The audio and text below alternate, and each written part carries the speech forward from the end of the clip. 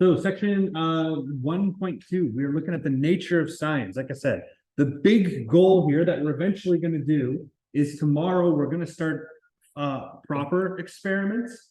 So that's what's going to end up starting out tomorrow.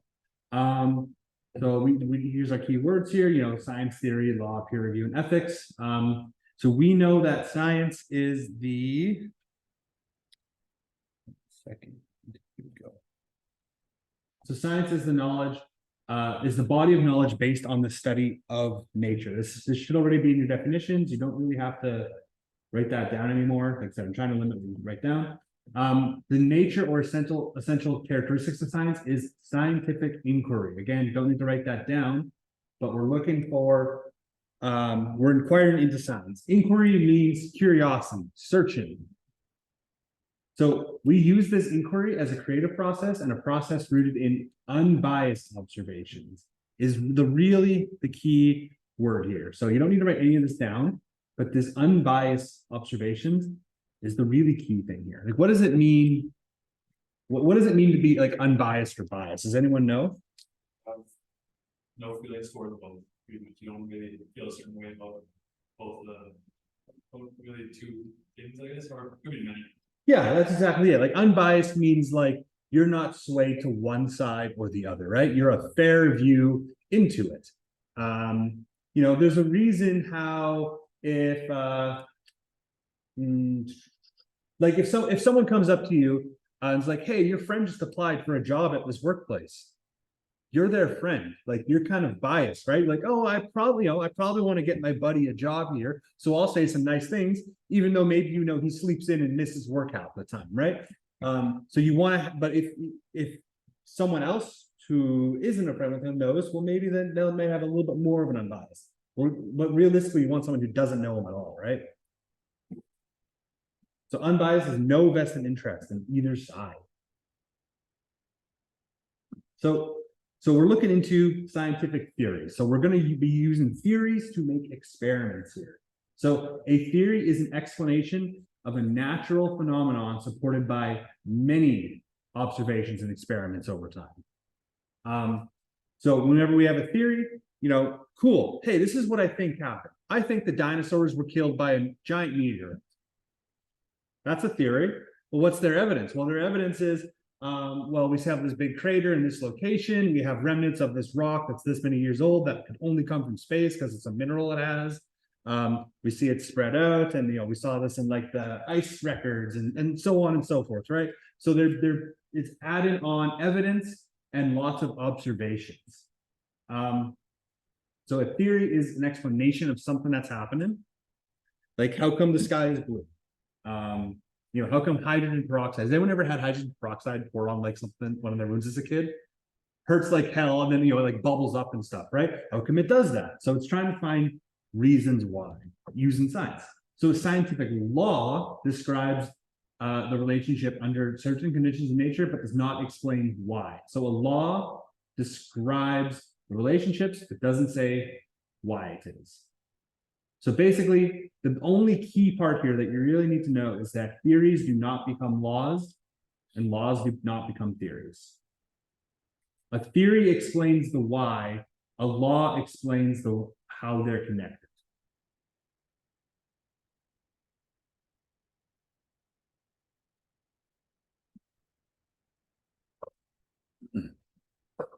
Water.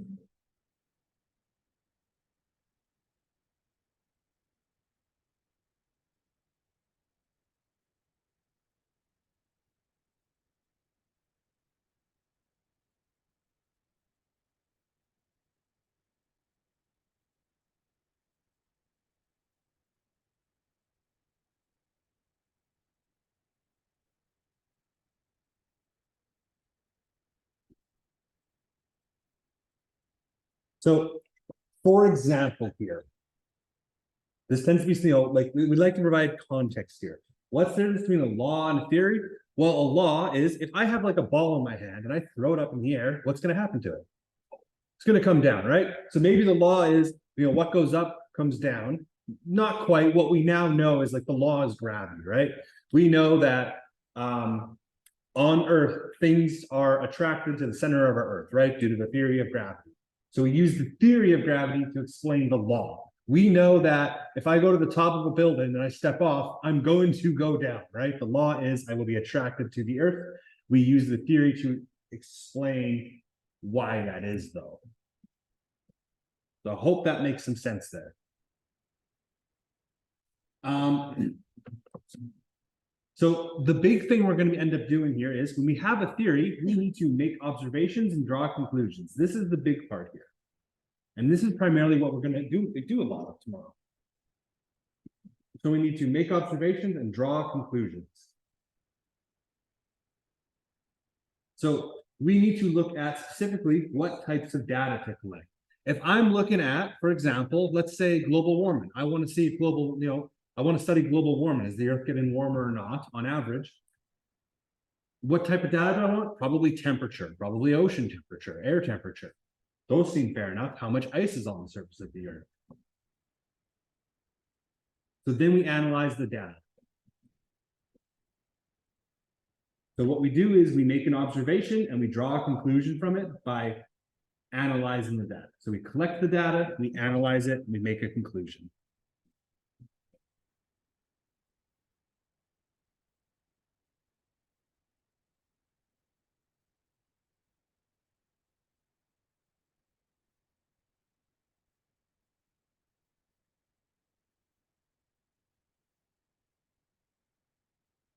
Where?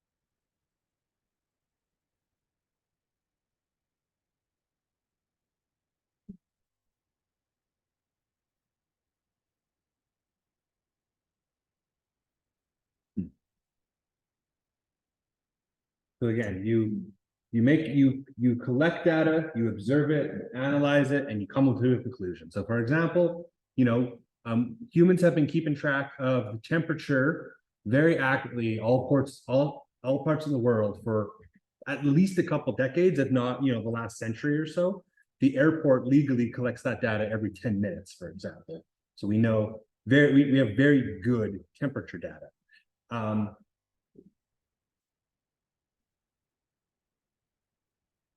Here we go. So for example, you're still writing down, I will come to this. If I'm looking at this, this is the temperature, this time span here is about like, I don't know, the last 100 years or so where my mouse is kind of going over. We have pretty accurate readings for that. Like we know that's accurate. If I zoom out of this, look, this is the age before, this is the age, like how old stuff is. So right now, the current day is all the way to the right. But as we go back in time, we go back 12,000 years, it's 10,000 BC, right? Because right now we're in year 2000. So if I go back here, well, how do I know what the temperature was there? They didn't have that. They used different formats. So they're like, I don't have no one had thermostats till whatever year they were invented, right? And they weren't accurate, they weren't reliably taken, whatever it is, you come up with that date. How can you find this temperature? Well, now we look at other stuff. Maybe we look at like tree rings, we look at ice samples, soil levels, etc. So we're able to use different types of data, but it's all built towards the same thing. Again, what's this graph probably saying is that the Earth is getting hotter over time, and it's accelerated a lot in the last 100 years or so. That's what that's saying, right? So that's the same that's the same that's happened here. They took data, they observed it, they analyzed it, they came to a conclusion. So we're looking specifically at trying to expand our knowledge here. Let's try and cut out some of this. Yeah, we don't need to write that down, that's fine. We don't need to know this, but what we do need to know is that we are constantly reevaluating what is known. So we're constantly trying. So when you have a scientific theory, it's very, very hard to get it accepted as like genuine kind of like fact. There's always some people who might say, well, no, there's a chance, not so much. So you're always looking at, new evidence. You're trying to reevaluate, like, is this actually true? For example, we used to think that the Earth was the center of the universe, right? Well, not quite so much. That theory changed a couple times throughout the years. So where we eventually get to, though, is we get to pseudosciences. I'll just give you a second to kind of get caught up there.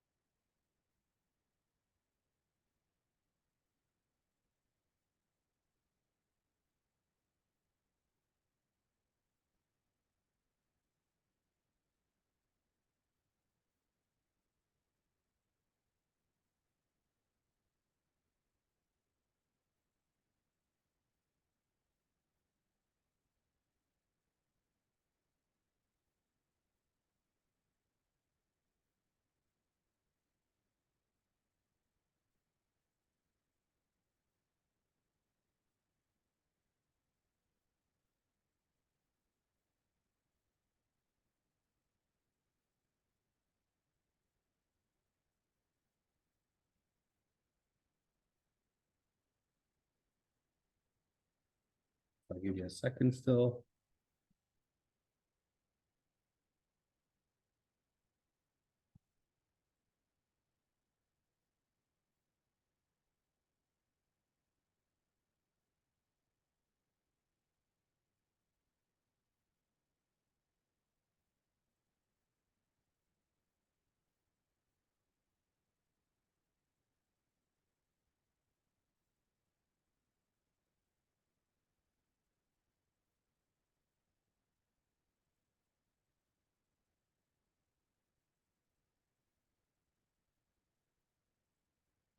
Okay, so again, so we're always trying to like reevaluate what's known, and so we start, and eventually, like things started to emerge, like pseudoscience.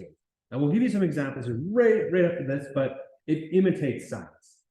Basically, with pseudoscience is it works backwards from science. With science is we look at evidence and draw conclusions from evidence. With pseudoscience is we come to a conclusion and then we work backwards from that. So a lot of the times these pseudosciences are kind of based on like someone wants to make some, for example. And it's a little bit hostile in some cases to does it work or not? Like it doesn't always go through the scientific process, and we'll expand more on that this week. So what can anyone think of some examples off the top of their head? Like what are some pseudosciences? Flatters. Sorry? Flatters. Well, that wouldn't necessarily be a pseudoscience, but like it's that would be a theory that's not commonly supported. Zodiac. What was it? Zodiac. Zodiac. Like what your zodiac symbol means about who you are. Yes, yeah, there we go. That's one of the things, like your zodiac symbol, right? What are some of the zodiacs, like a Pisces or something? Like Scorpios are always trying to cause drama. Right, Scorpios are always Leos have to be the center of attention. Yeah, like you guys ever gone to like a I don't know, like a Chinese restaurant? There's like the 12-year calendar, like the monkey, the dragon, the ox. And it's like monkeys are brave and courageous, but don't marry an ox or something like that. Yeah, that would be an example of like a pseudoscience. Now that has some more cultural ties to it. That has some like historical and cultural stuff. But yes, like that it's root. No, that's not guaranteed. Just because you're born in 1998 doesn't mean this thing's going to happen to you.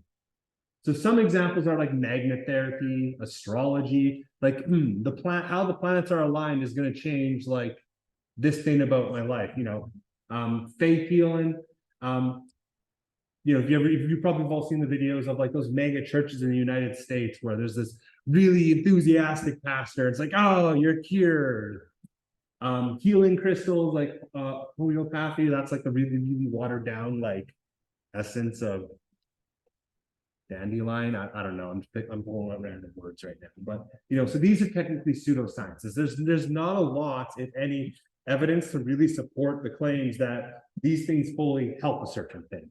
There is something called the placebo effect, which we'll look into. That does exist, but we want the whole goal is trying to prove that hey, if you just take someone, you spin two magnets around their head, that's going to cure their headache. Yeah, how do they like heal healing this? How do you recharge this? Like you're asking like how that's done, or like is it like a pseudoscience or I'm not too sure like how they claim that that's done. The crystals themselves don't really have healing properties as far as I'm aware. As far as like Western medicine is aware is one way to put it. I'm not a full-on doctor. But yeah, these are like some examples, and there's a whole like slew of them. It's it just lends some caution if you ever see like a medicine and stuff online. So yeah, pseudosciences. So a really big part of science, a really, really big part of science is that it has to challenge accepted theories, and you need to be able to debate about it. When new information is announced, and it needs to be accommodated. It needs to be worked into it.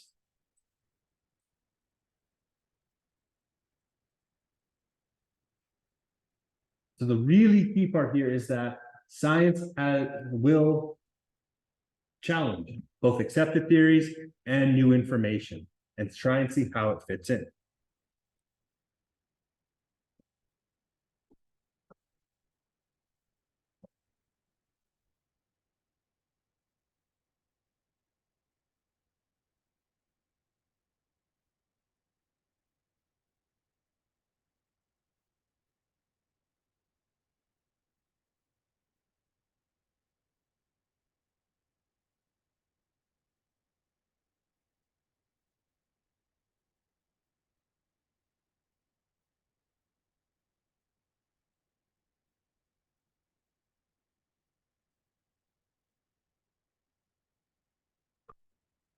So again, you challenge accepted theories. As new information comes to light, you have to challenge that. So initially, you guys saw that photo of like what is it? It was like a bat and a bird and a human hand, I think, within the book. So if not, it's on page 18 or something, 17.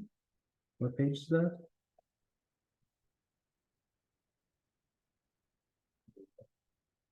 Just bird wing. yeah, what page is that one on? Humans are more related to bats than birds are. And let's see if I can. Oh, here we go. Is that page 13? So yeah, on 13 of your book here, you can see this image here. Actually, no, I got it on my here. So I got this thing here, right? So these are, with the anatomy of a bird, a bat, and a human dog, right? And originally, bats were placed with birds because we have to try and organize animals, right? So originally, bats were placed with birds, which made sense. They had wings. But once new evidence came into play, we're able to look at like DNA sequences, for example, see how closely related some things are. Whoa, that's weird. It's saying that a bat is more closely related to a human than a bird, for example. So then we start looking at some other things. Oh, well, we have 4 fingers here. We see there's a thumb. Actually, that doesn't seem so crazy anymore. Doesn't seem that unlikely anymore. So we look at observations. We want to see if they're consistent with our current scientific understanding. And as that understanding changes, so might our conclusions.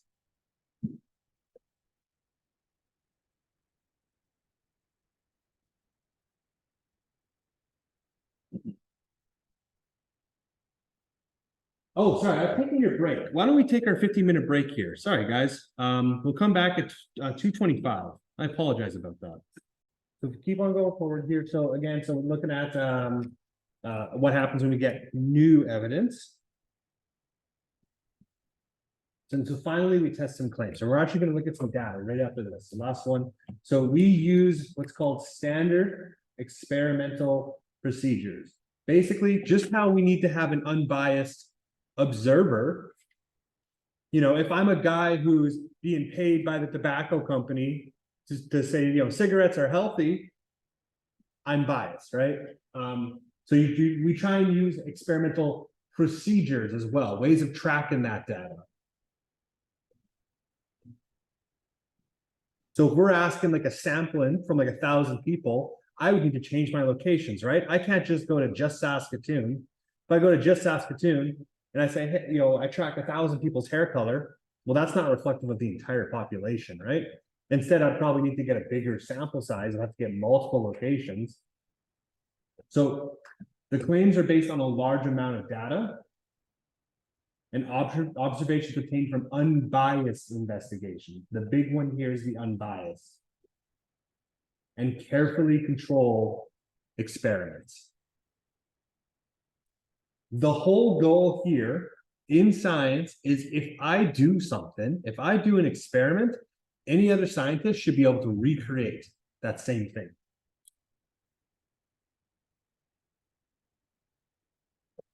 So we have to come to agreed upon methods. It needs to be controlled and it needs to be unbiased.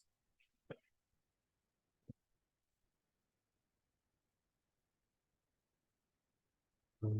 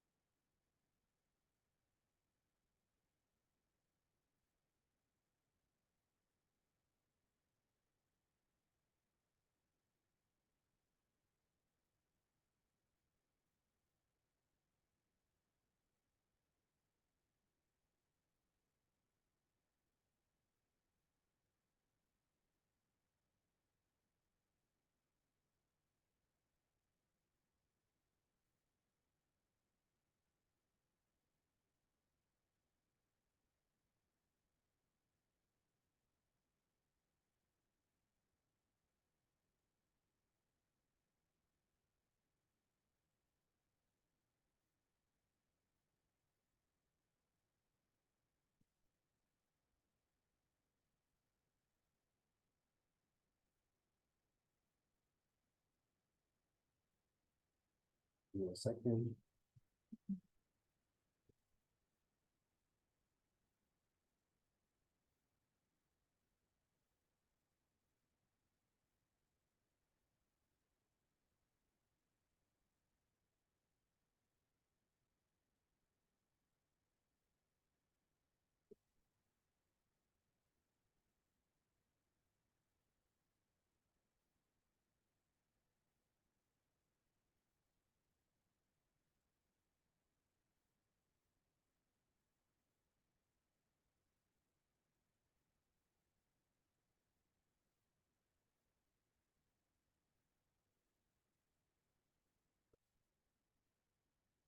Okay, so you are going to need your textbook here because I'm going to be referencing the data. So it's on page 14 on the bottom of it.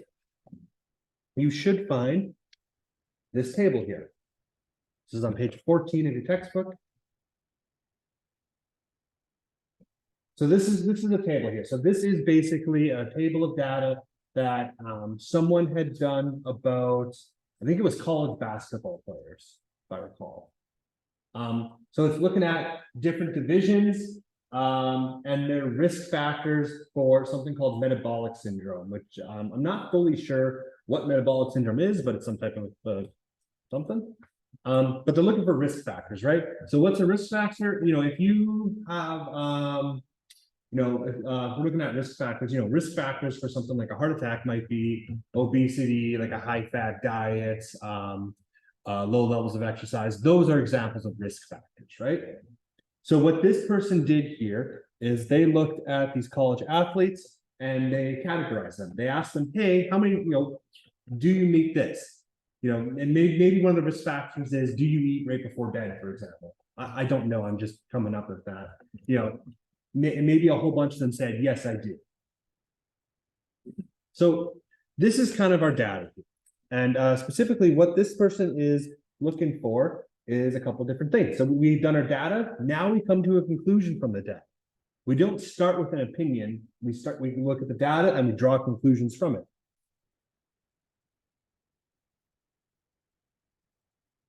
So if we're looking at this, which division had the largest sample size? Sample size is number of people. Well, division 3 had the most here, right? I'm just going off the questions here that we have left. The next one here, question 2, was asking us which division had the largest percentage of participants with 3 or more risk factors, with 3 or more. So that's these. Now I'll save you the trouble. I did the math for us here during the break. So I looked at, 3 or more. If for this division, division 3, I can see 10 of 25%, 10 of 25 fall in there. What is it? It's 48%.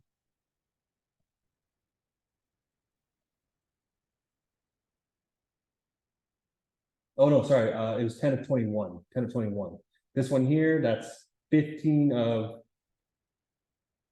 plus 12 of 27. So that's 56%. 56% of the people from this division have that. And this one over here, 7 plus 2 is 9. 9 of 23 is 22%, or sorry, it's 41%. So you don't need to worry much about that math. That's fine. I just want to give us numbers.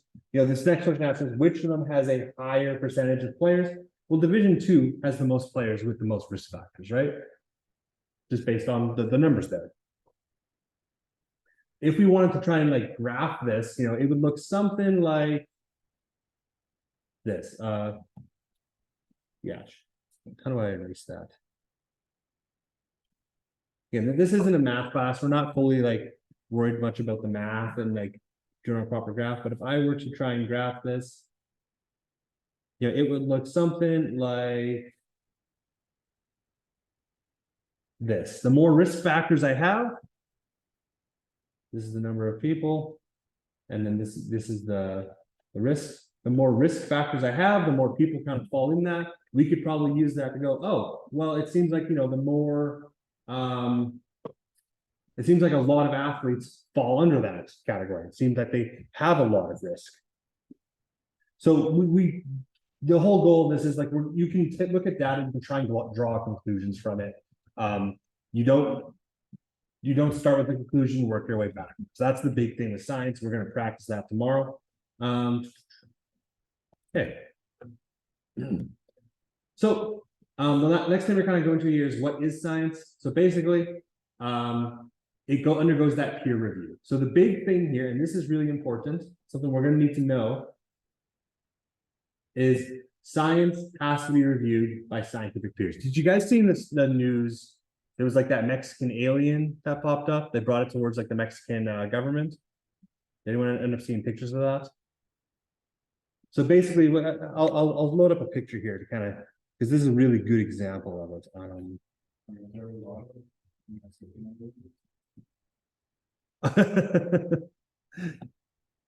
Not that kind.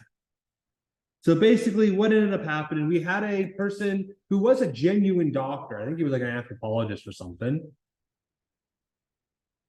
I'll show it to you in a second, but he was a genuine doctor who went towards the Mexican parliament and he brought in the bodies of dead aliens. And he said, hey, look, this is proof there are aliens.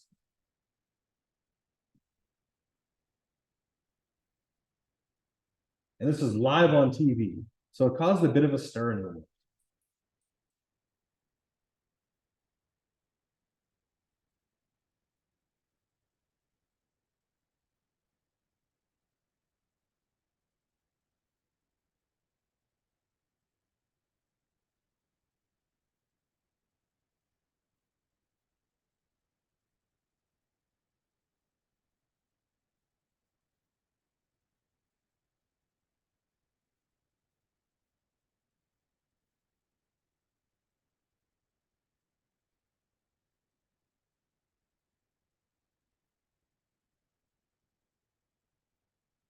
I'll show that to you in just a second.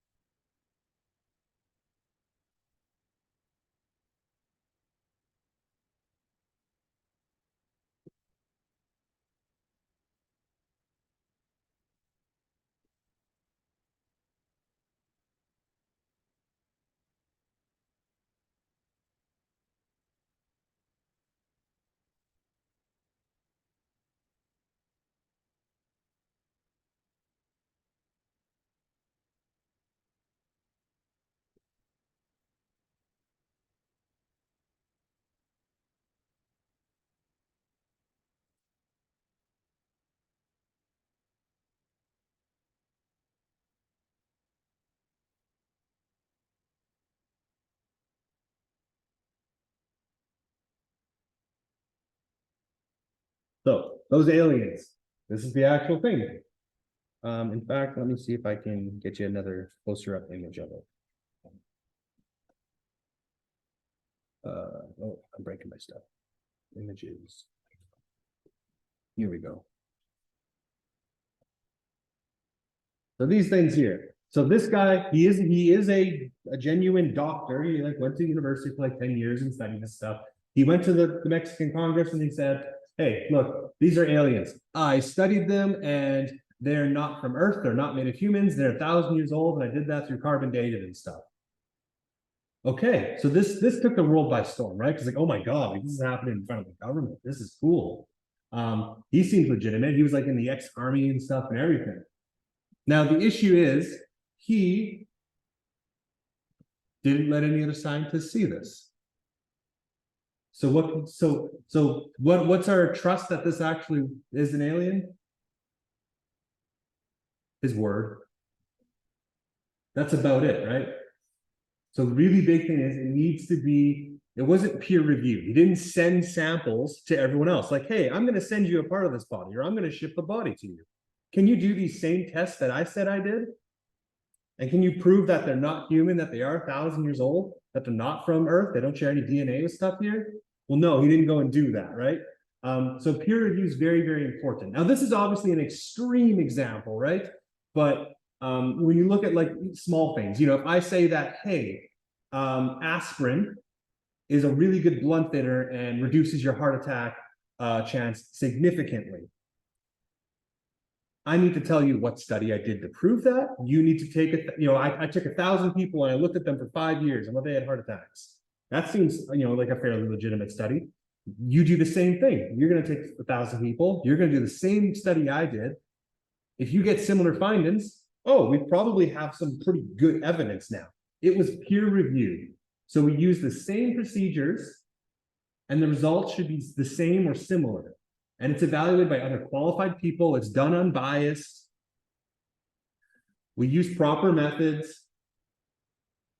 And all of a sudden, if we get similar conclusions, we now have a stronger theory, right? It doesn't prove it, absolutely, but it's a stronger theory. So had this guy sent his aliens around the world or to a couple places, you know, maybe the USA and like, I don't know, China confirms that, nope, they're not humans. We don't know what they're made of. Huh. Now we have a much stronger theory. Maybe there are aliens then.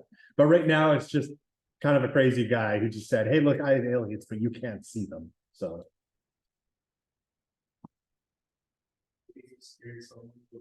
Take it and smash Take it and smash it. Okay, so the big thing here, and like, you know, so we're the generation that has been introduced to this concept, or rather this battle, much more than anyone else. You know, who here in the last week has seen a video, an advertisement, a news headline that said like experts say, scientists say, you know, doctors say. We need to have scientific literacy. We need to have critical thinking with that. Like, you know, if they're making a claim, you know, do they have evidence to support that claim? Does that seem like it's accurate based on what you know about the subject? So scientific literacy is insanely important today because there's so much misinformation out there in the world. It's really easy, as we just saw, Mexican aliens, it took the world by storm. If you Google it, you'll get a billion results. You see that, it's really easy for your claim to spread around the world. And like a lot of people, genuinely millions of people became convinced that aliens exist because of that. It can have really big ramifications really easy because it's so easy to go viral nowadays. Basically, just like science, common sense. Kind of, yeah. It's like science, common sense for sure. That's really what it is. So you're looking at basic understanding of science, its processes, reasoning, and skills, right? Is it an unbiased person? Do they have a good enough data size? Stuff like that can be really huge. Are other doctors allowed to see this stuff? Are they doing stuff? And we're going to eventually look into ethics as well. But basically, ethics are a set of moral principles or values, right? Basically, like if you can't like torture people, for example, right? Like, I wonder how, how the human body reacts under pain. You can't lock someone in a chair and torture them. That's not quite how it works. Maybe you have to find people in a hospital who are naturally in pain. That's a little bit more ethical.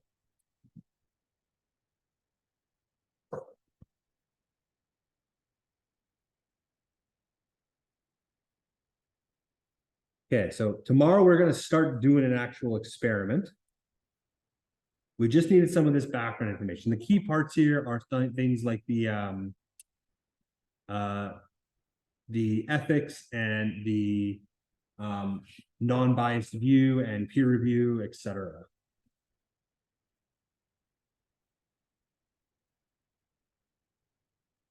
So where we're going to now, everyone have that down? So we're just going to finish off with these three big questions here.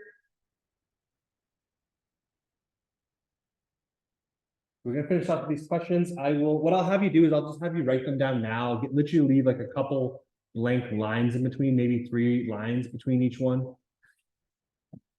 So I'll give you a minute just to write that down.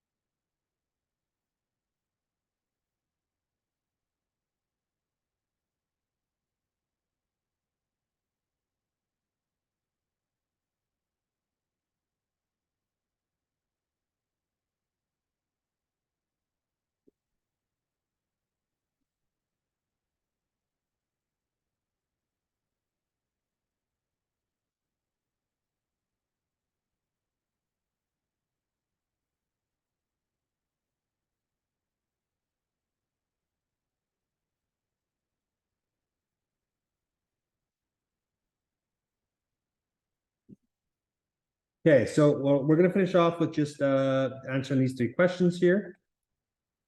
Got red. So scientific inquiry. Does anyone know what's some of the important things about the like scientific inquiry and the processes with them? A hard question.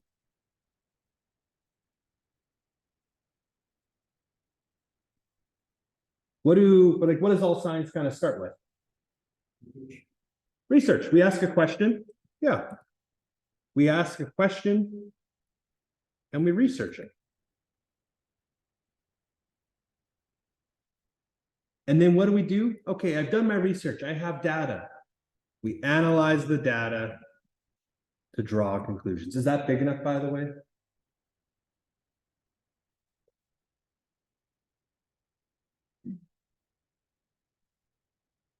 Sorry, so you ask a question, preferably a testable one. You research it. You analyze that data and you draw conclusions. Now, each of those has its own steps in there.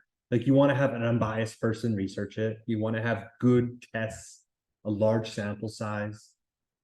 But we'll get into all that.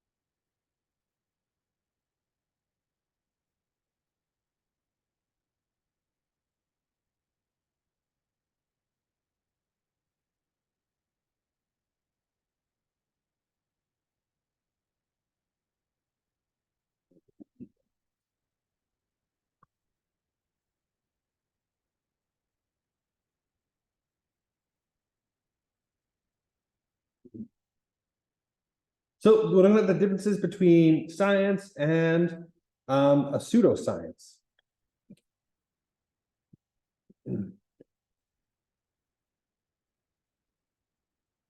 Or hard evidence. Yeah, so science uses evidence to come to conclusions.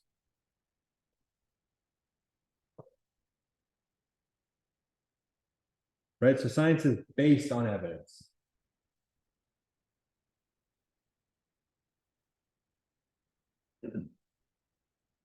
Whereas pseudosciences are not based on evidence, or rather, not confirmed evidence, right? More belief. Yeah, there's some more of a belief factor in there for sure. Now that said, there are some things. Has anyone here ever been to like a chiropractor or gotten like acupuncture? Technically, those fall under like pseudoscience. That said, a lot of people claim benefits from that. I was someone who didn't believe in chiropractic personally. I went a couple months ago and like it worked. So it's not always based on like fully accurate science, and it needs to be welcome to challenge. Chiropractor is more so the part that like it's not as welcome to challenge. But that said, a lot of what they do is based on, well, we think this makes people feel better because a lot of people claim they feel better from it. There's not a lot of scientifically unbiased studies that fully happen around it. So you can still claim a benefit from it. It might still have some scientific benefit. It just hasn't been fully explored yet. Psychologically, it does. Well, and like psychologically, that is a factor. There is the placebo effect. Absolutely. And again, a lot of people, like I was one of them, did claim to feel better after the fact. And so the next part here is, why is scientific literacy important?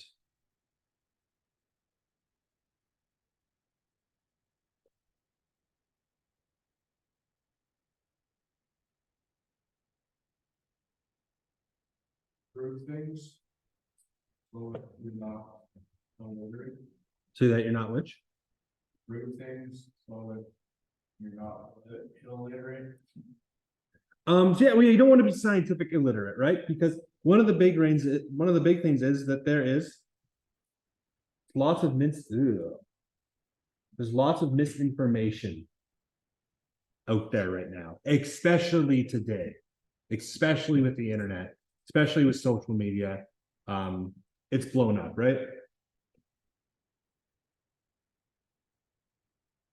And not only that, we also have, AI is being used, artificial intelligence now. Has anyone found like a YouTube or a TikTok or an Instagram ad or a Facebook ad, and it's like a famous politician like speaking to them, but it's an AI video? Those are coming out now, and they're pretty good actually. Like they're the deep fakes, yes, made entirely through AI. You might have seen some really funny ones. Have you ever seen, like, maybe if you watch YouTube, you're a video gamer, you've probably seen something of like, I don't know, like Donald Trump and Joe Biden in like a game of something. That same technology can be used to be like, imitate Dr. Oz, for example. Trying to sell a product. That ad with Elon Musk giving away free money. Yes, there was one with it happened last week in Canada. There was a guy where he used AI to imitate Justin Trudeau, and he said, hey, we have this new tax thing that you want to invest your money in, and a guy sent like 100 grand into it. He thought it was a good thing. He thought it was a retirement plan. Like, it's the frickin' prime minister saying it, right? So People like can't believe people could fall for stuff like that. but it's quite good. But you're right. People could, but that's just it. The whole point of this is it's trying to avoid falling for that stuff. So scientific literacy is important because we live in a world of scammers. There's lots of misinformation. AI is rapidly advancing. So a lot of it is really to just make sure that we are being critical thinkers. So why is scientific literacy important? Is because critical thinking is an important skill. It's really what it is. We need to understand the scientific process so that we can understand what's legitimate and what's not.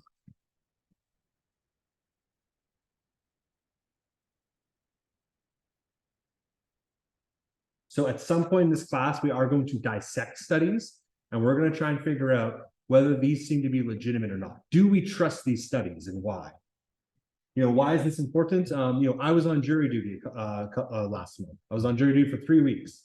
I had like literally brain doctors in there. I had vehicle reconstruction engineers who were doing presentations. I had economists doing presentations, and they both said different things. They had completely different viewpoints. They were qualified professionals. They used pretty good studies and stuff. They used everything they had fairly sound logic, and we had to try and navigate through that. Anyone can be a jury member, for example. So the critical thinking is important. You need to look at the facts and dissect them and figure out whether it makes sense or not. It's a very important skill in today's world.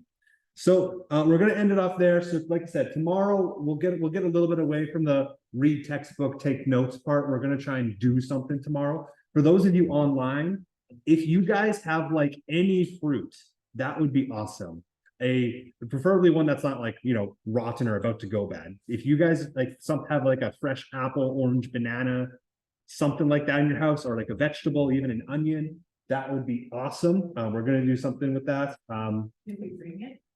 I will have, for those of us in here, I will have something here for that. And those of you online, like, you'll get to see the results of our study as well. But it'll be interesting. You guys can also run your own study that's similar as well. So we're gonna start a study tomorrow together as a class. Those of you online, you're still gonna do a separate study, but this is just a fun way for you guys to also participate in on this.